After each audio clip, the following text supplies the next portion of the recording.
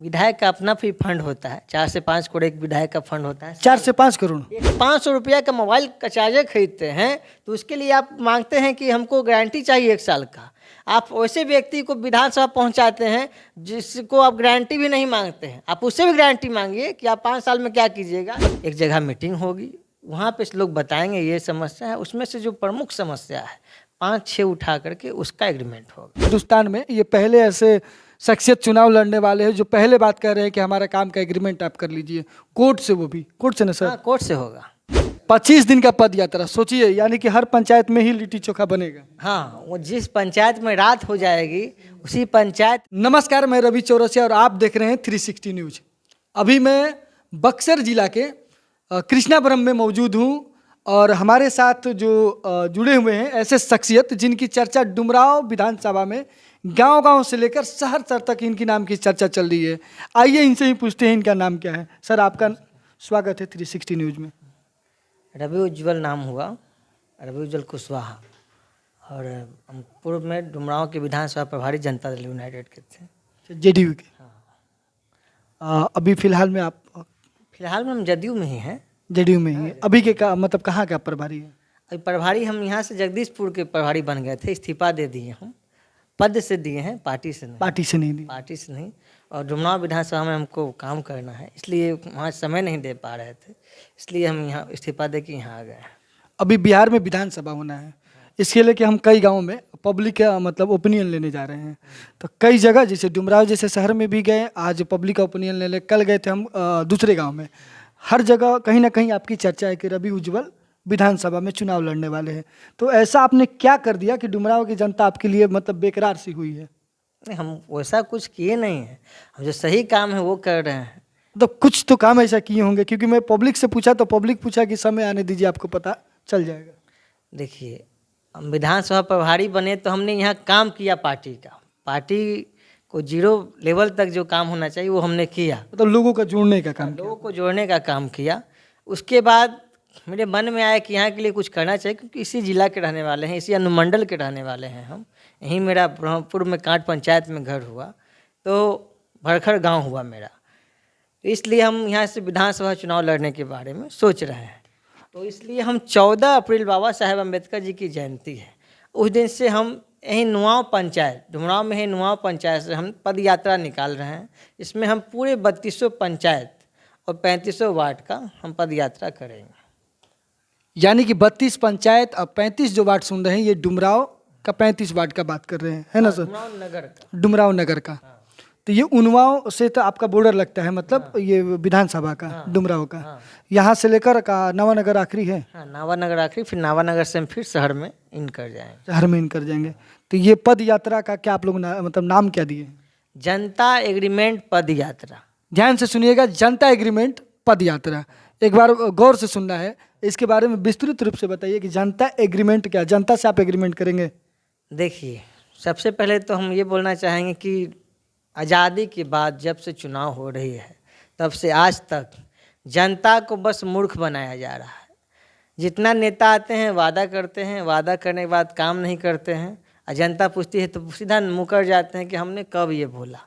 ये सर, चुनाव लड़ने से पहले हर लोग यही बात कहते हैं, चुनाव जीतने के बाद तो वो भी बदल जाते हैं।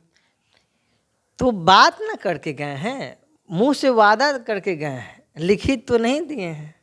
इसलिए इस चुनाव में हम डुमरांव की ही जनता नहीं, पूरे बिहार, पूरे देश की जनता को यही बोलना चाहेंगे कि नेताओं को सबक सिखाना है तो नेताओं से एग्रीमेंट लीजिए। अभी कच्चा एग्रीमेंट नहीं, पक्का एग्रीमेंट लीजिए, स्टाम्प पेपर पे एग्रीमेंट लीजिए कि आप हमारे लिए क्या क्या करेंगे। इसलिए हम इस अपना पद यात्रा का नाम जनता एग्रीमेंट पद यात्रा रखे हैं, क्योंकि हम जितना पंचायत है, आपका नावानगर में 16 पंचायत, आपका चौगाई में 5 पंचायत, केसठ में 3 पंचायत, और डुमरांव में कुछ पंचायत राजपुर में है, इधर 8 पंचायत।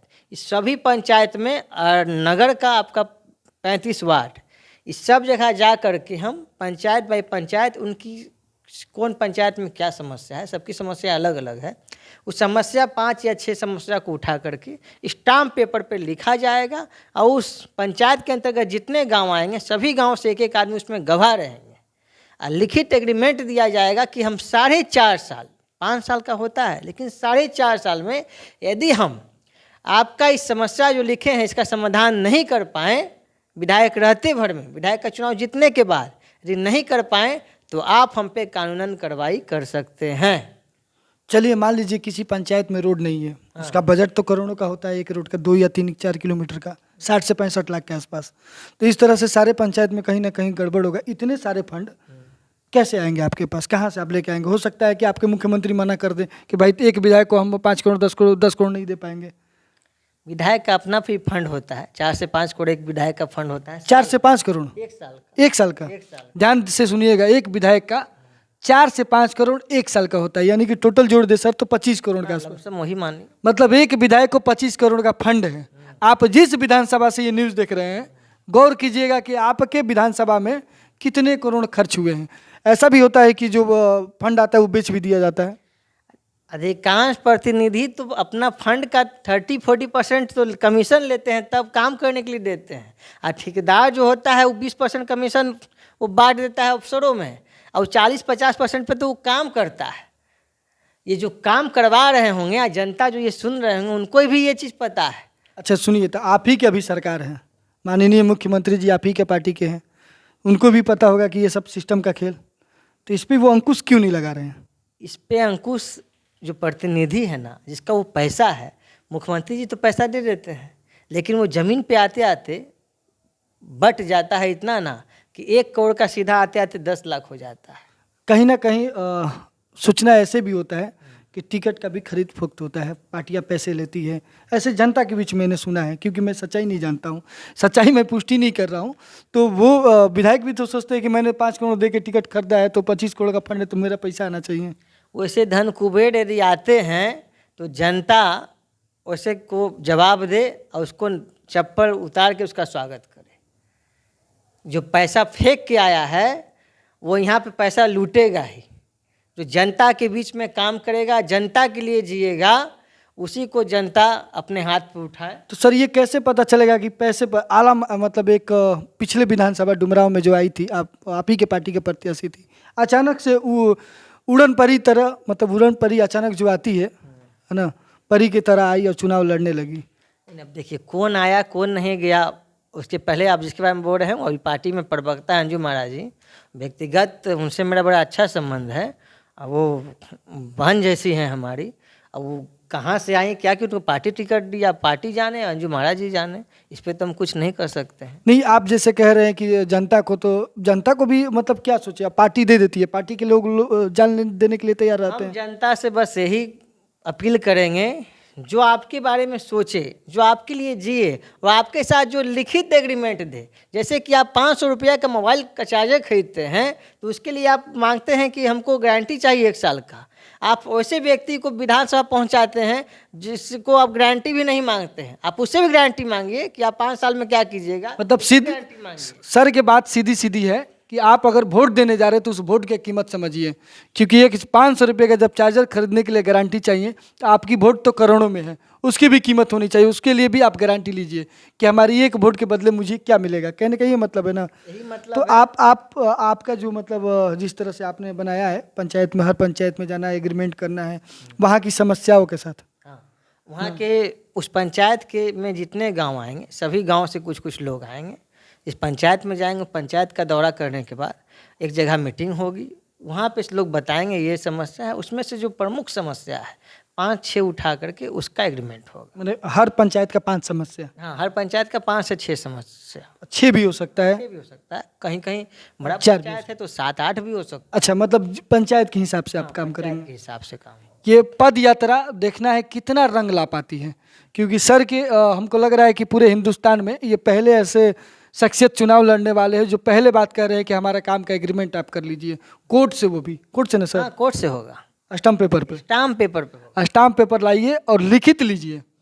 अब मान लीजिए आप विधायक बन गए हाँ, और नहीं करवा पाए, तो लिखित है तो उस पर तो कानूनी कार्रवाई भी हो सकती है ना। मैंने आप पर सीधे FIR। एकदम सीधा FIR जनता करेगी। ऐसा तो कहीं कानून मतलब कानून में लिखा नहीं है कि आपने एग्रीमेंट कर लिया, नहीं विधायक काम करवाते हैं तो FIR होगा, तो सजा भी इस पे होगा। क्यों नहीं होगा, सीधा मुकदमा होगा उस पर कि आपने झूठा वादा किया है। अच्छा, झूठा वादा वाला।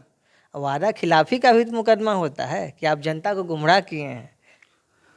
तो एक झारखंड में आप ही की तरह नौजवान थे जयराम महतो, जिन्होंने कहा कि मेरी मेरी मतलब जीती हुई विधायकी के बाद जितनी सैलरी आएगी वो जनता के बीच जाएगी।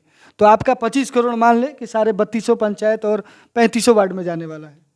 उससे ज़्यादा भी फंड मांगा जाएगा, क्योंकि हमको लगता है कि इतना तो 2 साल में ही खत्म हो जाएगा। अच्छा, मतलब लड़ाई जारी रहेगी। लड़ाई जारी रहे, उससे ज़्यादा भी मांगा जाएगा सरकार से कि आप हमको दीजिए, यहाँ यहाँ काम बचा। तो बोल रहे हैं कि 4 साल के अंदर में ही हम पूरा ये काम को कर देंगे, जितना वादा करेंगे। उसके बाद भी मांगा जाएगा कि आप समस्या का समाधान अभी हुआ नहीं पूरा, और आप हमको सरकार। देखिए, रवि उज्जवल जी नौजवान हैं, नई सोच के साथ डुमरांव विधानसभा में तैयारी में हैं। पार्टी टिकट देगी तभी ठीक है, नहीं देगी तो जैसे आप कह रहे थे कि इंडिपेंडेंट भी मैदान में आ सकते। ये कहना है कि मजदूर यदि घर बनाने के लिए मजदूरी करता है तभी ना वो अपने मालिक से मजदूरी मांगता है। तो हमने पार्टी के लिए हम काम किए हैं, अभी भी जो काम कर रहे हैं समझिए। पार्टी के लिए क्या क्या काम किए हैं, एक बार मतलब इस पे विस्तार से बता दीजिए। हम 2007 में जनता दल यू में जुड़े, 7, 8, 9, 10, 11, 12 तक जदयू में रहे। उसके बाद हम माननीय उपेंद्र कुशवाहा जी ने रालोसपा का गठन किया। उस रालोसपा में हम प्रदेश अध्यक्ष थे। इसके पहले जदयू में हम राष्ट्रीय सचिव, प्रदेश महासचिव, छात्र इकाई में रह चुके हैं। और उसके बाद रालोसपा में प्रदेश अध्यक्ष रह के हमने रालोसपा में, जब तक रालोसपा थी तब तक उसमें हम रह के काम किए। उसके बाद वो विलय किए, जदयू में चले गए, हम भी जदयू में चले गए। उसके बाद लगातार फिर पार्टी के साथ हैं हम।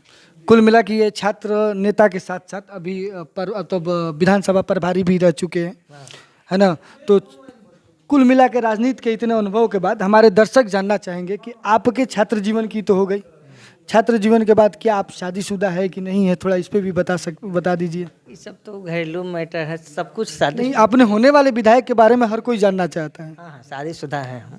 शादीशुदा है। शादीशुदा हैं हम, और हम हमारा पूरा फैमिली पटना में रहता तो है। घर का खर्च उर्च कैसे चलता है, मतलब ये जो पार्टी के द्वारा चलता है या कैसे आप? नहीं, पार्टी पैसा नहीं देती है किसी को, सब पार्टी में जो काम कर रहा है समझिए। तो फिर ये सब मतलब इतने अच्छा कपड़ा वपड़ा पहनना वरना? कपड़ा तो सिंपल पहने हुए हैं, अच्छा नहीं कहिए, नॉर्मल कपड़ा पहनते हैं और साफ सुथरा रहना चाहिए सभी। नहीं, पत्नी है, बच्चे भी हो सकते हैं होंगे, तो खर्च कैसे चलता है परिवार का?